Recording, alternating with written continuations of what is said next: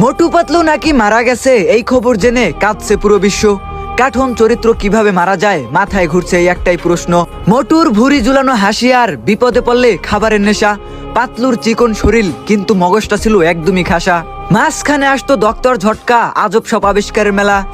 আর খাসি তেরাম আমার 20 বছরের অভিজ্ঞতা বলতো সারা বেলা। চিংগাম ছাড় যখন গুলি ছুড়তো আকাশে নিজের স্টাইলে, আর মাথায় নারিকেল পড়তো আমরা হাসতাম প্রাণ খুলে সব ফেলে।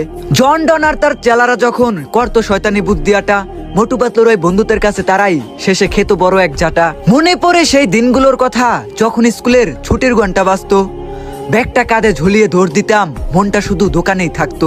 দোকানের জাপসা টিভিতে চলতো যখন মোটু পাতলু সেই কার্টুন। বাড়ি যাওয়ার কথা ভুলে যেতাম, চোখে মুখে থাকতো অদ্ভুত একজন। খিদা পেত না, পানি তৃষ্ণা পেত না, যতক্ষণ না শেষ হতো পর্ব। সেই দিনগুলো ছিল আমাদের শৈশবের সবচেয়ে বড় গর্ব। যদি মোটু পাতলু সত্যিই চলে যায় না ফেরার ওই দেশে, তবে কি এই জেনারেশন ভুলতে পারবে এত সহজে?